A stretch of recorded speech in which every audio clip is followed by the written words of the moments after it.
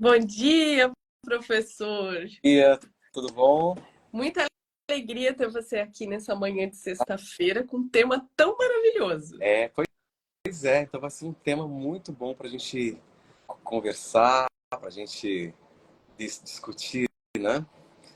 Então, todo mundo estava com muita saudade já da sua participação aqui É e muita mesmo. alegria essa live, viu? Gratidão por ter aceito o convite e por vir contribuir, porque é sempre muito especial. Com certeza, é sempre um prazer estar aqui com você para a gente somar, né? Somar, trocar informações, agregar consciência na vida das pessoas. Então, é maravilhoso.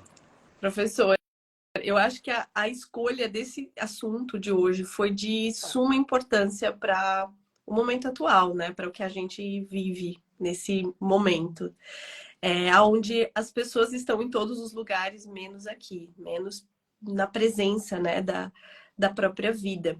Sim, E existem muitas armadilhas ou, digamos, realidades que a gente acaba sendo aprisionado por conta de emoções, enfim, que nos levam muitas vezes a estar presos a histórias que já passaram, presos a histórias que a gente ainda está querendo construir ou acontecer lá na frente. Então, fale um pouquinho como funciona esse processo. tá. É engraçado porque quando a Ju falou comigo, né? Dessa nossa live, e ela pediu um tema. Eu não sei porquê, mas na hora veio esse tema assim, na minha mente como um raio. Nossa, vamos falar sobre isso, né? Sobre essa questão, né? Do passado, do presente, do futuro, porque é algo que, na minha experiência, 98% dos seres humanos estão envolvidos com isso sem se dar conta.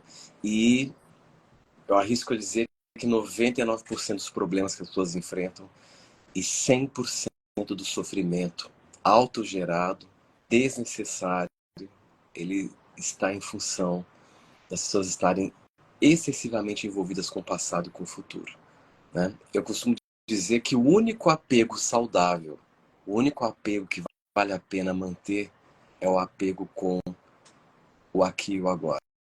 Esse é o único apego saudável. É você estar apegado ao momento presente, né? Todos os outros apegos são desnecessários e não são saudáveis, né? Então, quando a gente fala de passado, presente e futuro, a gente precisa entender que há uma diferença muito grande entre o, o, o tempo, que eu chamo o tempo do relógio, que é o tempo do relógio, tá aqui, ó, que é um tempo físico. E existe um outro tempo que ele é o tempo psicológico. E esse tempo psicológico, ele é um tempo interno.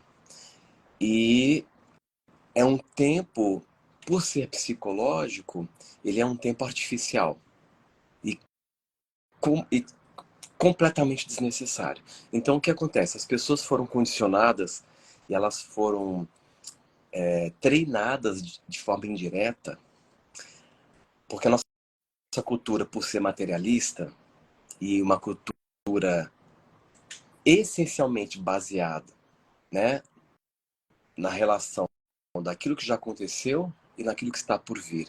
Então, nós estamos o tempo todo nesse jogo trágico, cômico, em que a nossa relação, entre aspas, com a vida, ela é matizada por esse jogo trágico, cômico. Então, as pessoas elas oscilam o tempo todo no passado traumático e num futuro fatídico. Elas ficam oscilando. E, claro, se você tem se você está muito associado ao passado, você sofre. Se você está muito associado ao futuro, você também sofre, né?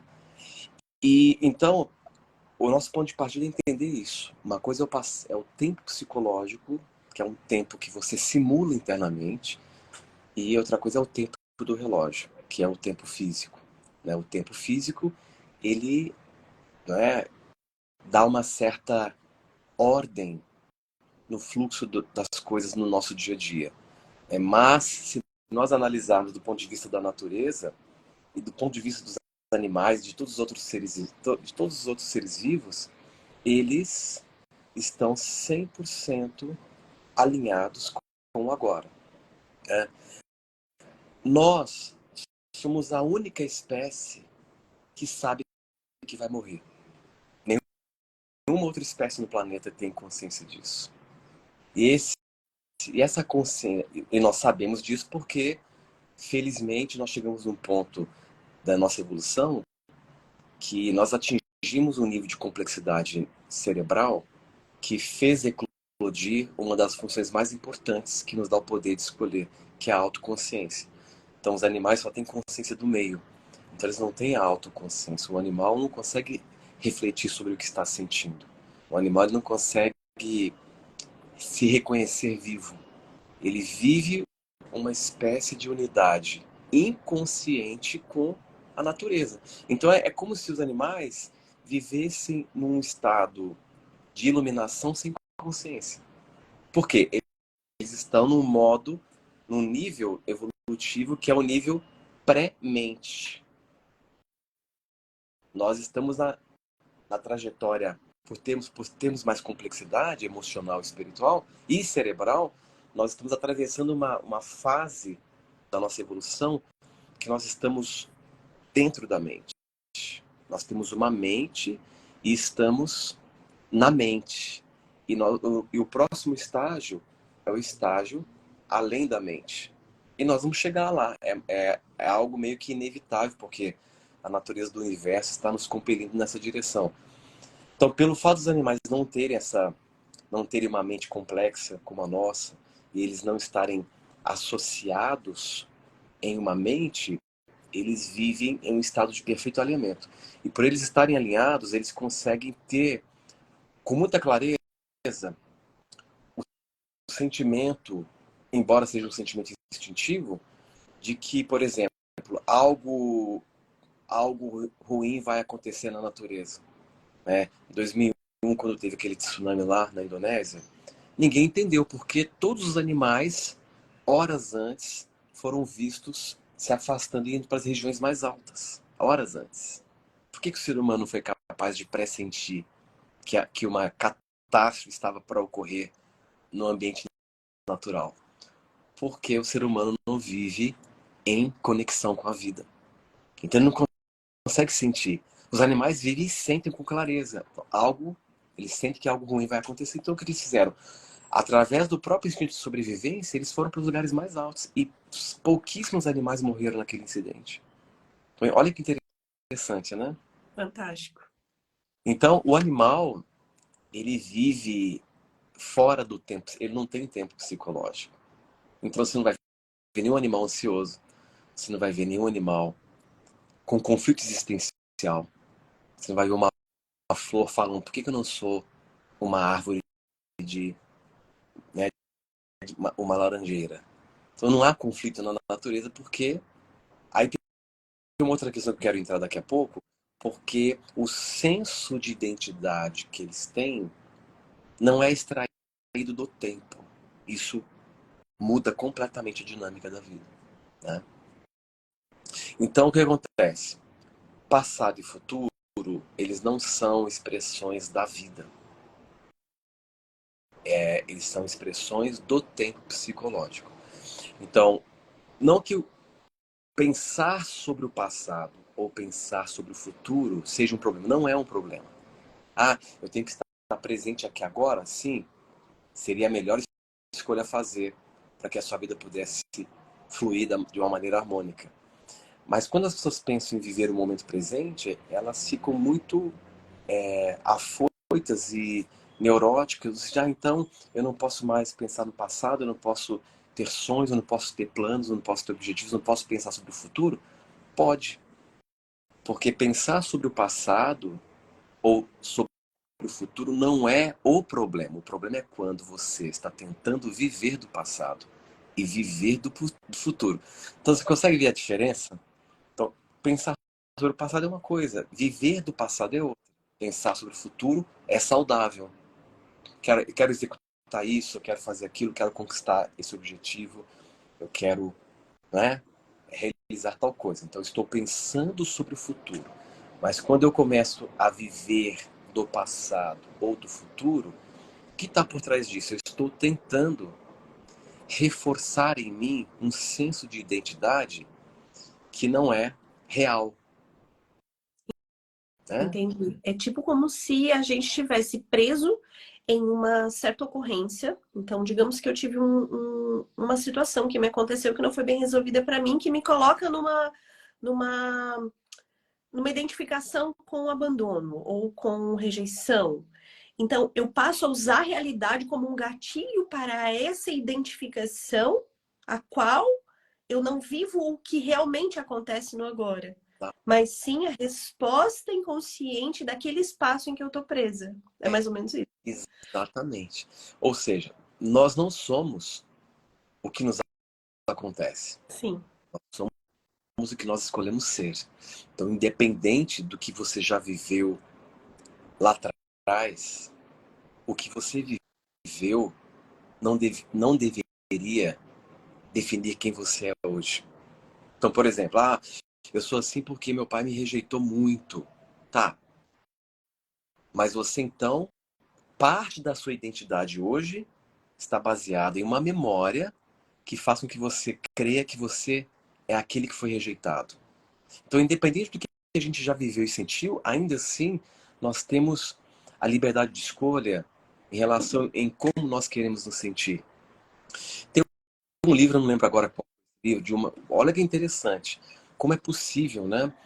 É uma questão de escolha realmente. De uma pessoa, de um judeu ou de uma judia que, né, viveu o terror dos campos de concentração nazista e sofreu torturas, né? Viveu algo assim apavorante mesmo. E essa pessoa nesse livro, ela explica, ela relata ali, e o mais bonito é que essa pessoa ela está completamente restaurada, ela não tem nenhum traço daquela experiência. Ela tem a memória, mas ela não se identifica com aquilo. Ela não está aí se lamentando, se vitimizando. Ela está feliz, ela foi grata por aquela experiência, apesar de ter sido muito difícil. Ela foi capaz de se perdoar e ela está completamente restaurada. Ou seja, o passado, ela se deu o direito de não se definir em relação ao que ela viveu, né? Que fantástico. Então, fantástico. Ou seja, para esse momento agora, tudo que você viveu no passado não deveria ter uma importância. Você deve respeitar. Há uma diferença entre dar importância e dar respeito. Por que a maioria dos relacionamentos afetivos tendem a perder a qualidade com o passar do tempo? A maioria dos relacionamentos. Claro, você tem relacionamentos incríveis porque o casal eles estão envolvidos com autoconhecimento. Dificilmente uma relação vai dar certo se ambos não estiverem envolvidos com autoconhecimento. Não tem como. Mas por que a maioria dos relacionamentos afetivos tendem a não dar certo? Por uma questão simples. Porque com o passar do tempo, no início de um relacionamento, o nível de respeito é maior que o nível de importância. Olha só. Não tinha refletido sobre isso ainda, é verdade. Com o passar do tempo, aumenta-se a intimidade, o nível de importância também aumenta, mas o nível de respeito decai.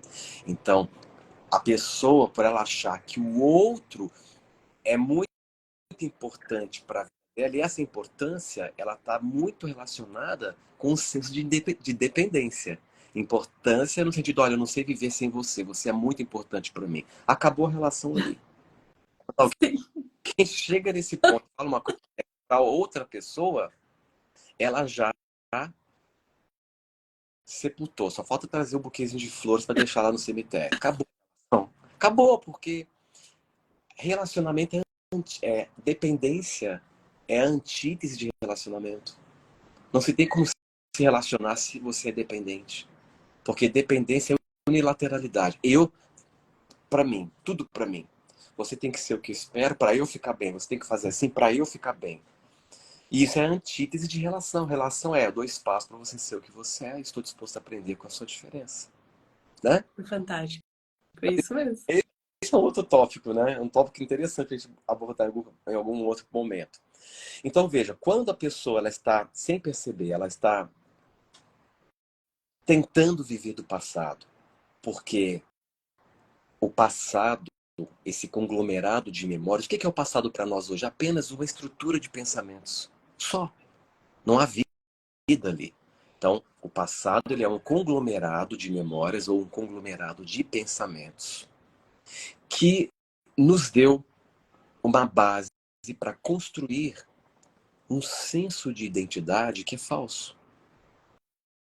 Então, esse grupo de memórias, ele é em si a estruturação de uma identidade. Então, tanto é que quando alguém pergunta para você quem você é, o que você faz? Você conta uma história. Ou Eu sou fulano. fica um personagem, né? Eu sou mãe, eu sou, né? Fulano, eu sou mãe de 2 filhos, eu nasci em tal lugar, me formei em tal instituição, isso e aquilo. É apenas uma história. E toda história tem um sujeito que é parte da própria história. Mas você não é mãe, você não é advogado, você não é médico, você é algo muito maior. Você está médico, você está mãe, você está advogado, você está professor, mas você não é. Mas o que acontece? Nós nos perdemos na história e defendemos essa história a todo custo porque ela nos dá um pseudo senso de identidade. Só que para que essa história seja mantida, eu preciso me atrelar, me apegar à própria história que é o passado ativo em mim. Sem passado eu não tenho história. E se eu não tenho história, talvez eu não exista mais enquanto identidade. E o nosso medo é o medo da não existência. Entendi. Então dá um desespero. Por que as pessoas, quando elas começam a iniciar na prática de meditação, elas acham que a mente é muito agitada e é muito difícil? Na verdade, não é difícil. Na verdade, a nossa inclinação é de parar a mente e não mantê-la ativa. Mas por que a Maria, minha mente não para, é muito difícil meditar, não nasci para essa coisa de meditação? Na verdade, a pessoa não percebe que esse excesso de pensamento, esse tumulto que ela vive quando ela tenta meditar, é um próprio mecanismo dela de defesa para não experimentar aquilo que vai além da identidade passageira. Uau. Porque para se a mente parar, ela se depara com um vazio profundo. Olha que interessante. Não é ela se depara não com um completo vazio. Ela se depara com um vazio completo. Esse vazio completo quer dizer que é algo que ele é em si. Entendeu a diferença entre completo vazio e vazio completo? Ou seja, não é um vazio de ausência, é um vazio que está cheio. Vazio completo. Só que no olhar de uma mente apegada ao tempo psicológico, esse vazio que não está aí para ser preenchido e sim nos preencher, ele é interpretado como um grande abismo. Então nós temos medo desse abismo que não é abismo. Por quê? Quando eu olho para esse vazio em mim, a impressão que dá é que eu vou perder meu senso de existência. Porque a história ficou tão frágil que eu não consigo mais extrair a referência para eu manter a construção do eu que eu penso ser vivo em mim. Né?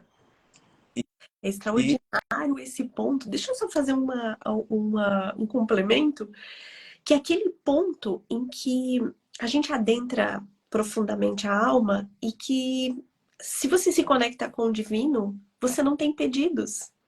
Sim, Você não tem o que falar. Você não tem. É um estado não forçado exato. de profunda gratidão pela vida e de integração sem que você precise pedir, formular. E é um estado divino muito poderoso, né, professor? Que você está ali, quando você chega nesse ponto e você está assim, você tá ali integrado, você está ali em comunhão, você se sente completo e você não quer mais nada.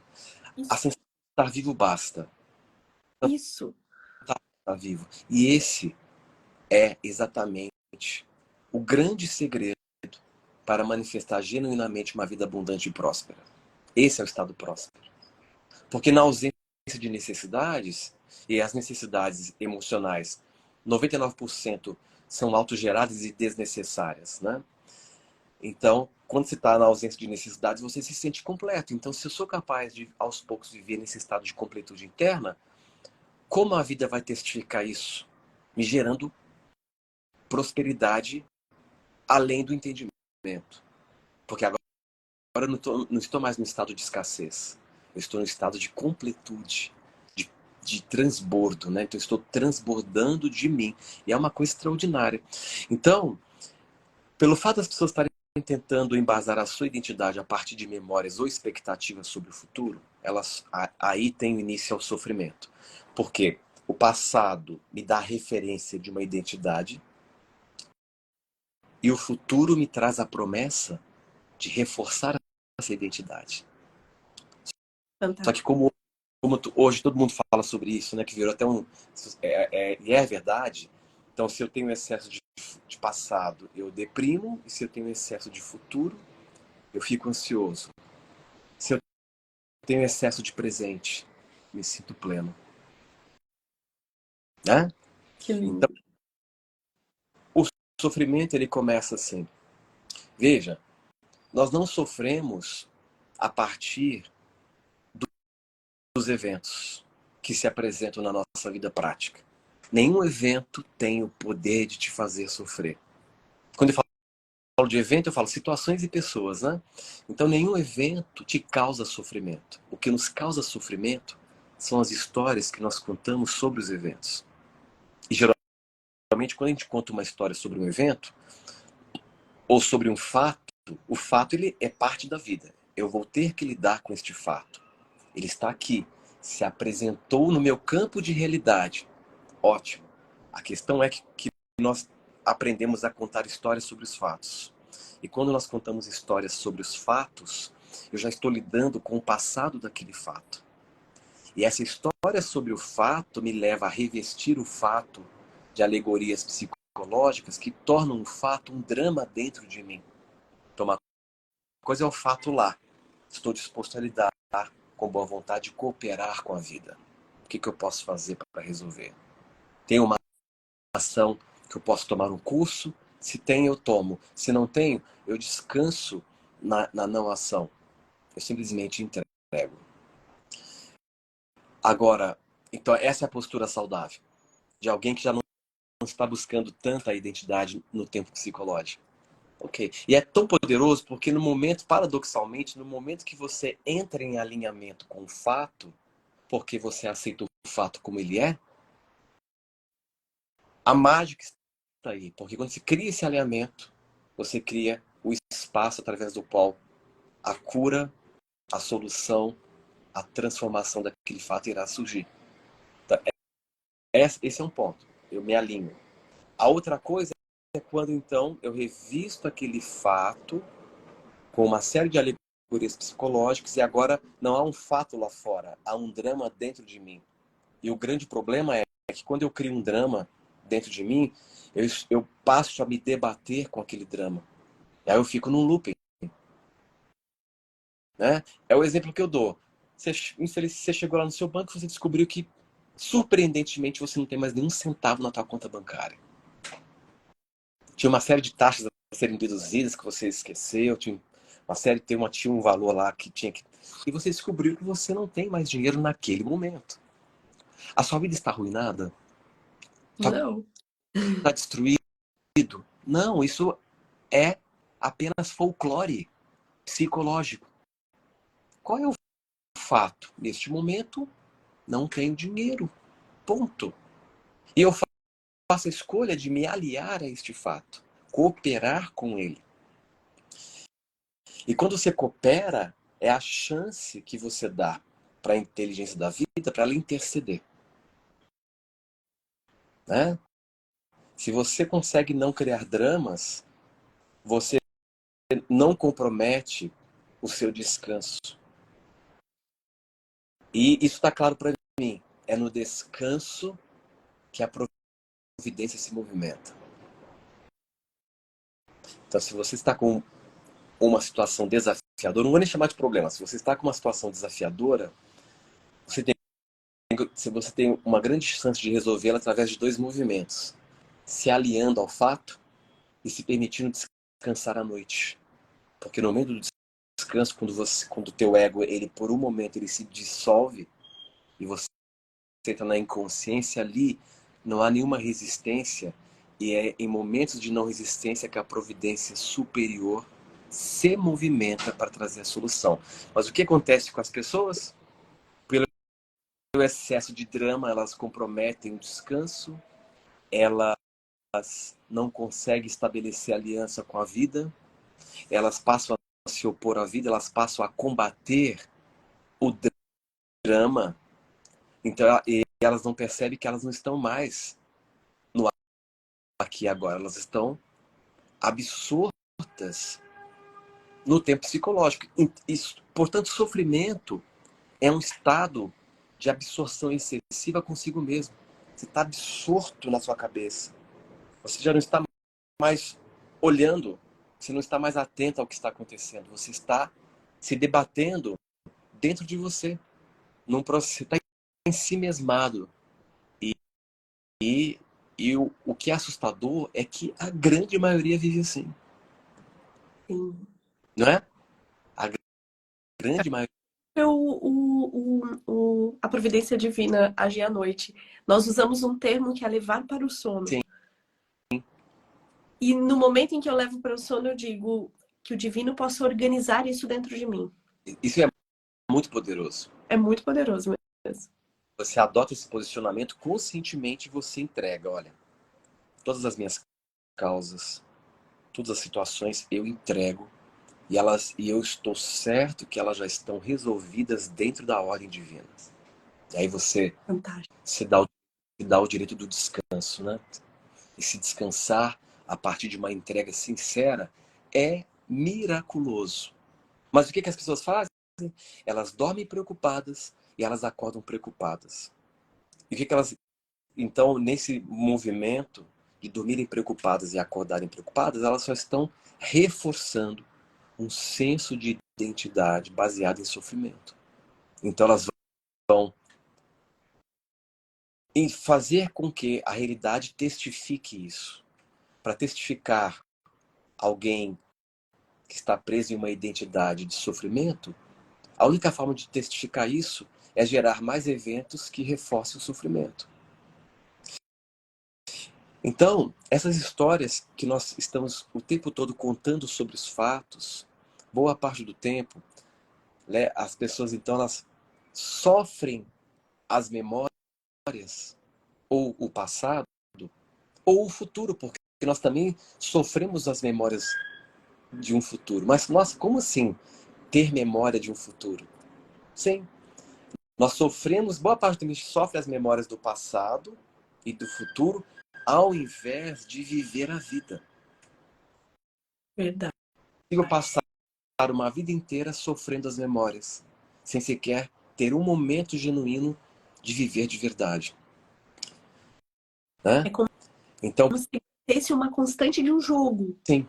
Onde há um esforço excessivo e não há o repousar na vida, o receber a abundância que a vida tem pra gente, ou até mesmo de vivenciar o que tá aqui pra gente, né? Exato. Exatamente. Então, nós aprendemos, veja, nós aprendemos a viver presos no tempo psicológico. Por que eu falo que nós aprendemos? Porque é hábito, não é parte da nossa natureza. Né? A nossa dimensão original é a dimensão da eternidade. E eternidade não é tempo sem fim, é tempo algum. Quando você está aqui agora, atento, presente, se revela a dimensão da vida e você então vai além do mundo.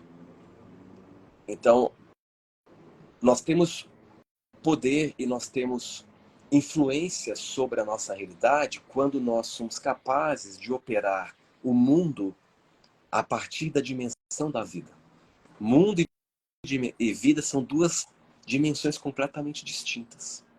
Se você tenta operar o mundo estando no mundo, você já está perdido da vida em si mesmo.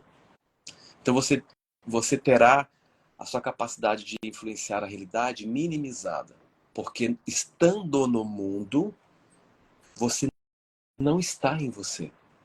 Você está na cabeça, acreditando que você é esse pequenino eu rabugento, que depende de uma história para subsistir. Mas quando você está na vida e você olha para o mundo se torna uma dimensão profundamente fácil de lidar. A partir dessa perspectiva. Então, o passado ele tem um impacto muito grande nas nossas mentes. Por quê? Porque o passado, ele te mantém, não só o passado, mas o tempo psicológico, né? O passado e o futuro, quando você está envolvido, você está preso numa dinâmica de sofrimento. Então, a gente poderia definir que sofrimento é, o estado pleno ou o estado belo é um estado baseado na ausência completa de sofrimento. Né? O estado belo é esse estado em que você não extrai mais a sua identidade a partir do tempo. E o sofrimento é exatamente um estado baseado nesse tempo psicológico. Né? Então, E o ensinamento do Bhagavad que ele fala assim, toda a origem do sofrimento é tentar ser. exatamente. Tentar ser.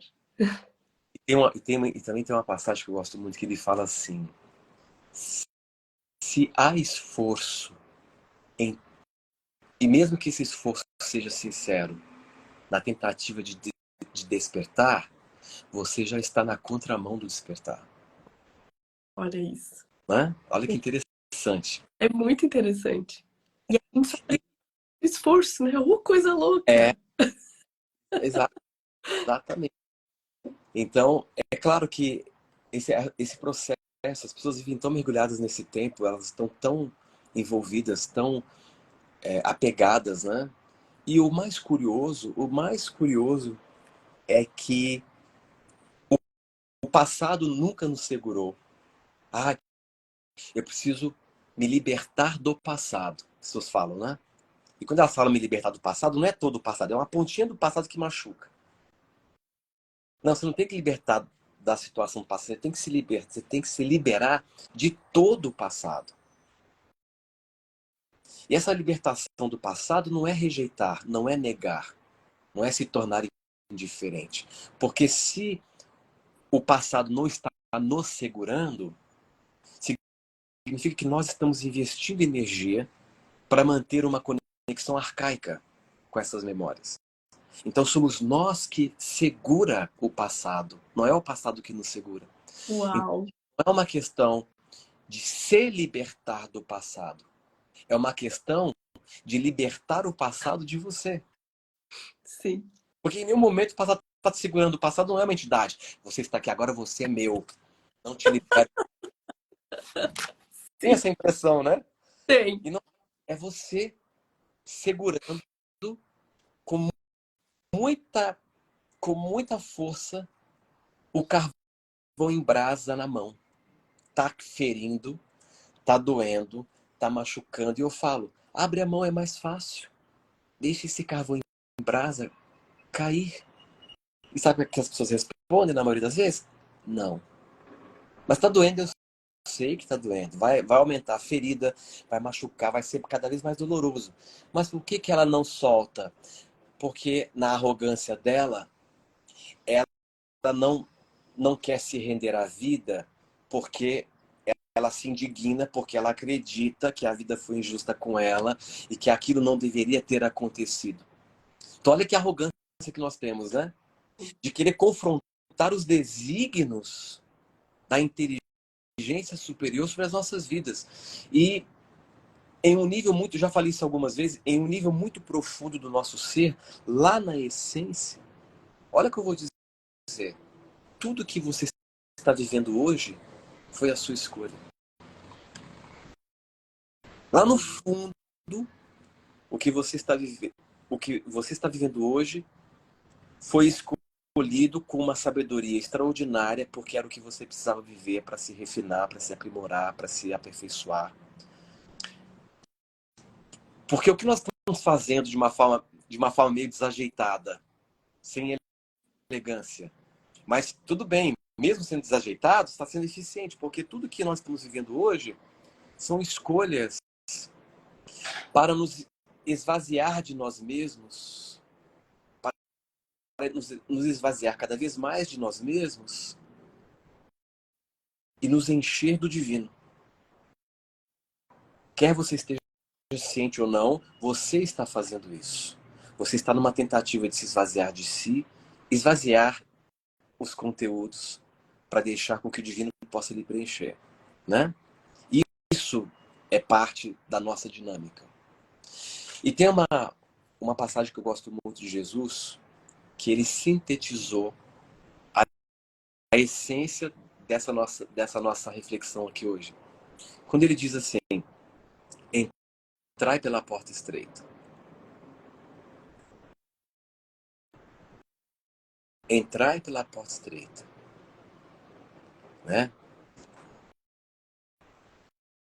Grande é a passagem e espaçoso é o caminho que lhe conduz para a perdição, muitos são os que encontram. E estreita é a passagem e apertado é o caminho que lhe conduz à vida, poucos são os que entram. Então,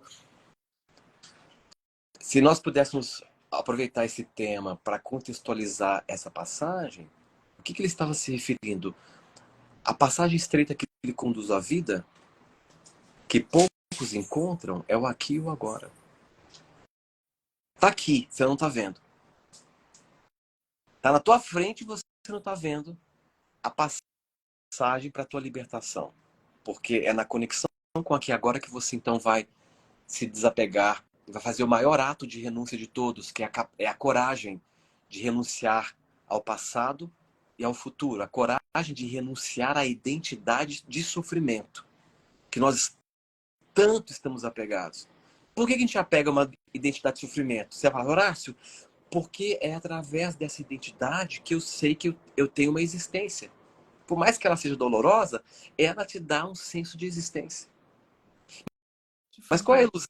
A ilusão é achar que perdendo essa identidade você vai perder o senso de existência. E você não vai perder o senso de existência.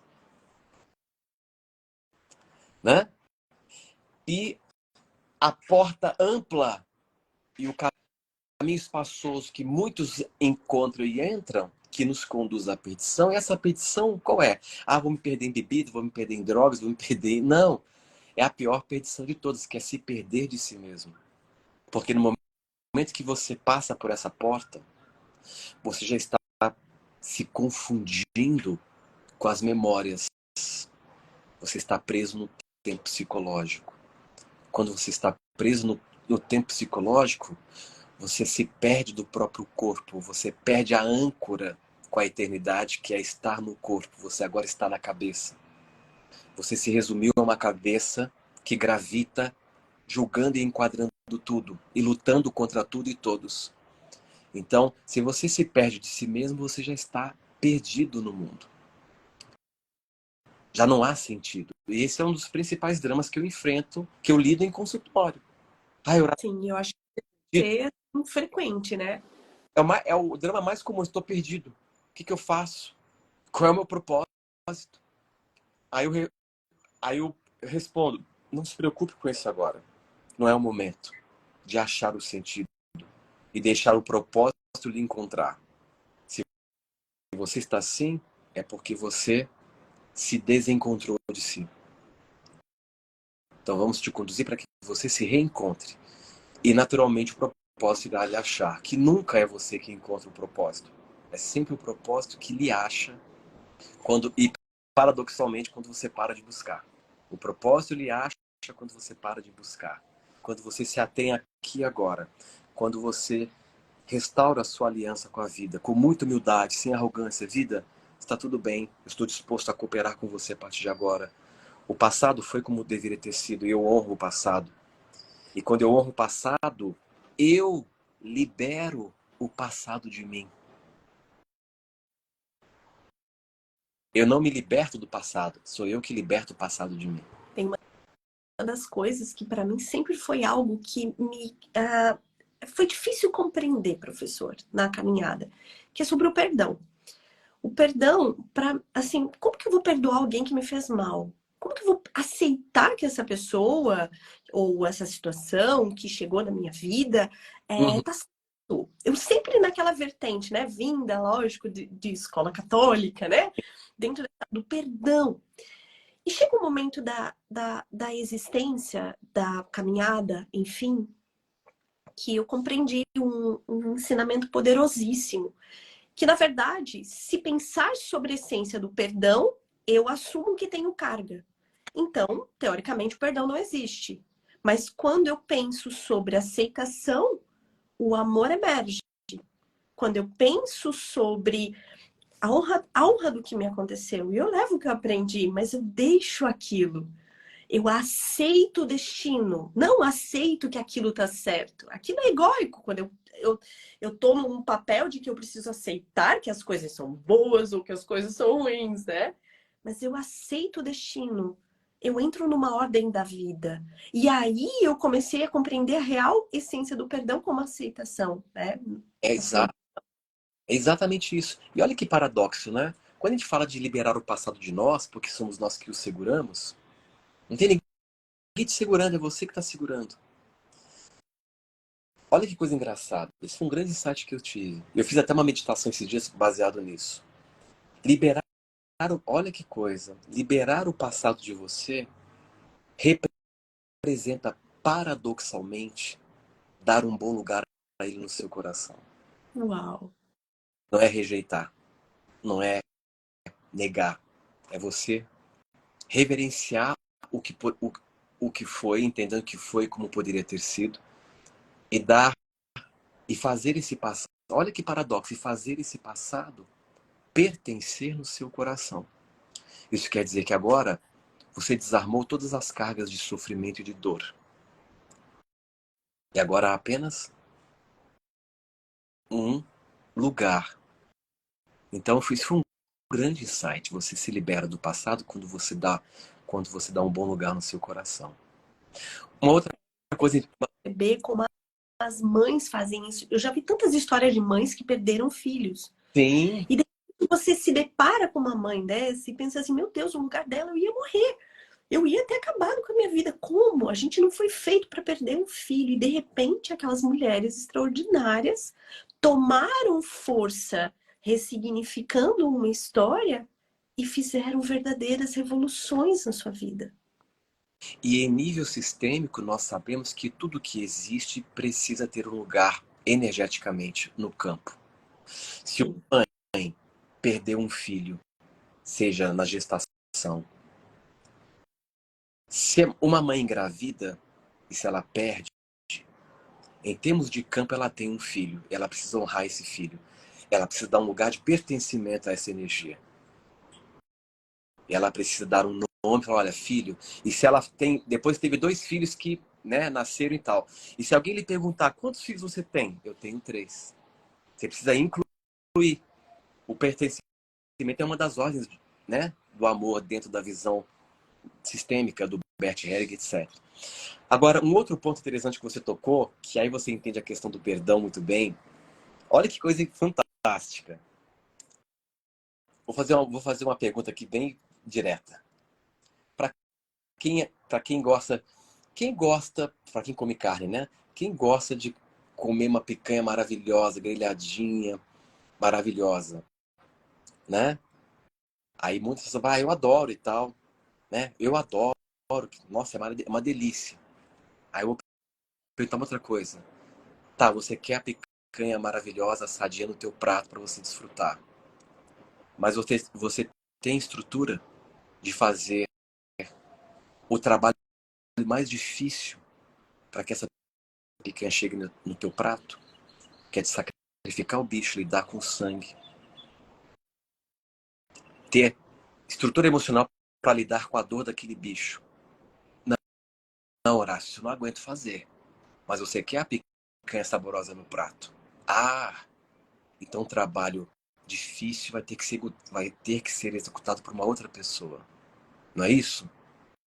Ok. Olha, é uma loucura que eu vou dizer aqui agora. Para refletir. Nesse mundo de dualidade, para que o equilíbrio seja mantido, bem e mal, é só uma dualidade. Para que o equilíbrio seja mantido,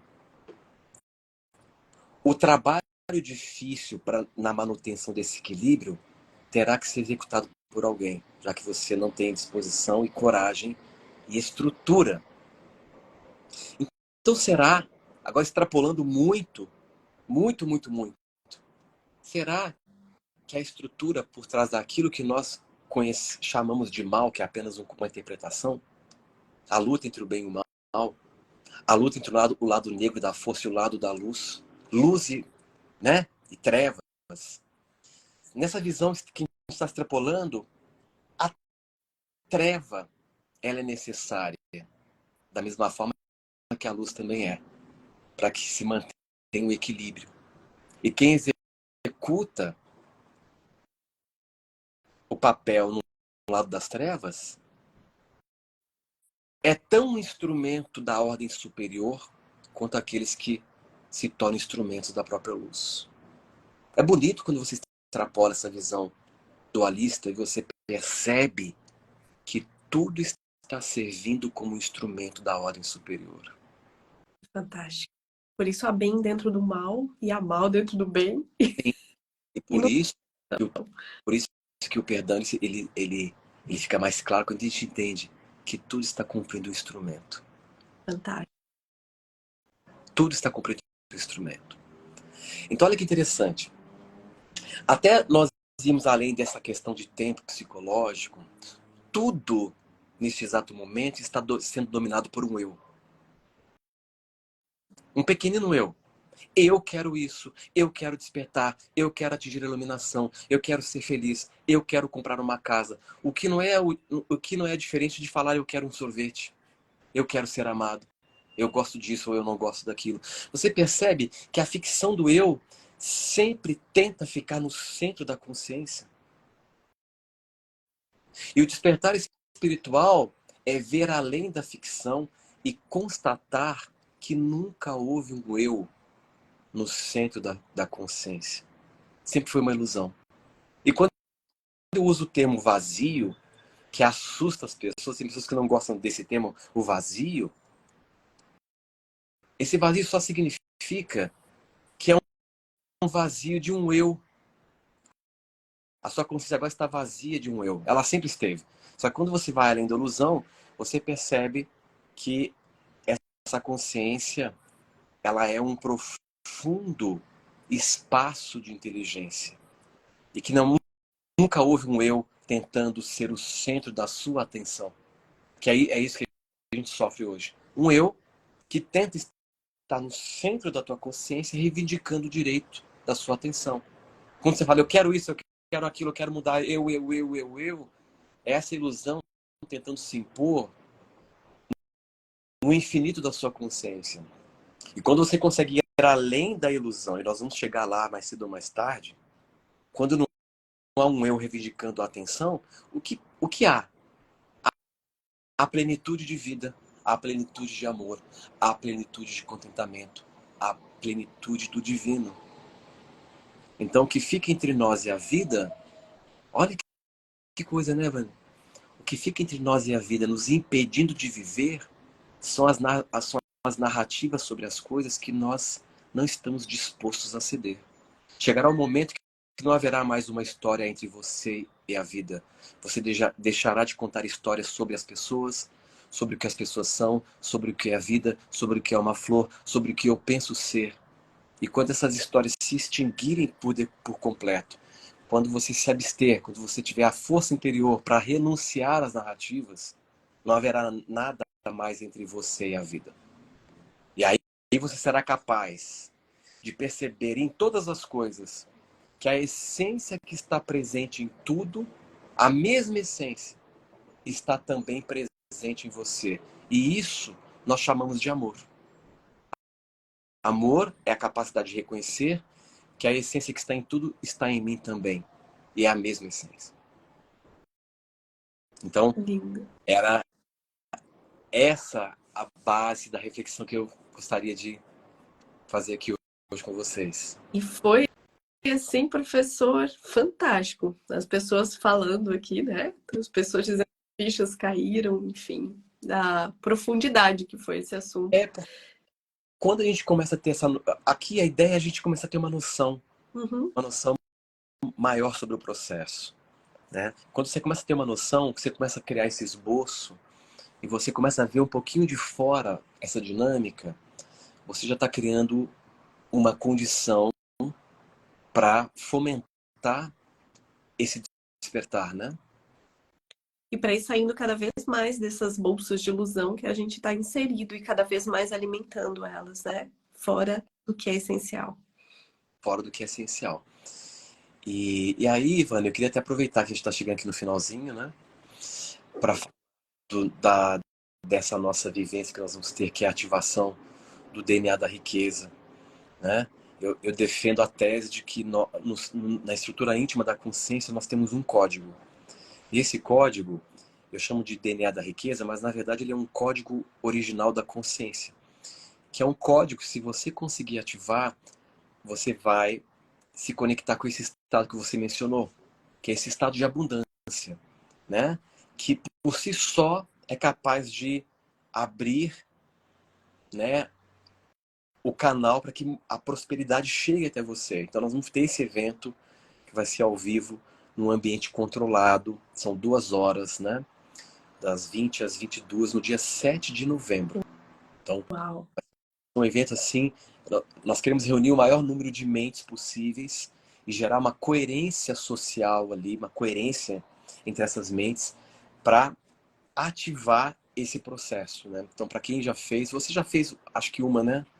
Isso foi muito forte para mim. É muito forte, é muito poderoso. Então, vai ser no dia 7 de novembro, né, das 20 às 22. Então, para quem quiser fazer inscrição, sentir o chamado para fazer esse processo, basta depois ir lá na minha bio e clicar no link, né, e fazer inscrição, que vai ser um evento fantástico. Tem muito a Eu ver com... falo que é fantástico mesmo. Você sabe que nesse último, eu até te contei, né? Eu tive um atraso no trânsito e eu cheguei assim com alguns minutos de atraso. Quando eu fui ligando, né, já tinha começado. Eu abri a tela, eu entrei num processo muito bonito de choro, de conexão, e foi muito profundo. O processo todo foi muito profundo, foi muito, muito É, bonito. o simples fato de você estar pertencendo a um grupo como aqui agora. Nós estamos aqui, né, um grupo grande, são muitas mentes conectadas com um tema, né, um tema tão, né, tão importante. Então essa conexão, ela gera uma coerência. E essa coerência, ela é replicada entre nós. Então cria-se um campo de coerência social que ele tem um grande poder de cura, um grande poder de cura. Então só o fato de estarmos aqui, nós já estamos expostos a um campo de cura, Muito maravilhoso. E né? falo para você, o trabalho do professor é, assim, impecável, né? É maravilhoso. E eu já tive grandes evoluções na minha vida. E para quem não segue o professor, clica aqui nessa setinha que tá bem aqui, ó, e já coloca para seguir. E todas as informações estão no link ali da biografia da página dele, que é um trabalho fantástico. Isso é Gratidão, professor. lindos. Eu que agradeço, Vani. É sempre bom, né, estar com você aqui fazendo essas lives, porque você também é muito lúcida, né? Então fica uma coisa super fluida, né? A coisa vai fluindo de uma maneira muito lúcida, assim. Então é sempre muito especial Para mim é uma estar aqui. honra ter você aqui. Agente de tanta transformação na minha vida. Eu honro muito seu trabalho, eu honro muito a sua pessoa e o caminho que você percorreu. Receba meu carinho, minha consideração e meu amor, viu? Muito obrigada, professora. Muita alegria. Eu também. Maravilha. E a gente combina em breve algum outro encontro para falar de um outro tema, Com né? certeza, com certeza. Falando com certeza. Um abraço e Abraço, muito uma ótima sexta-feira a todos. Fiquem bem, fiquem em paz e até a próxima. até a próxima. Beijo, tchau, tchau. Tchau.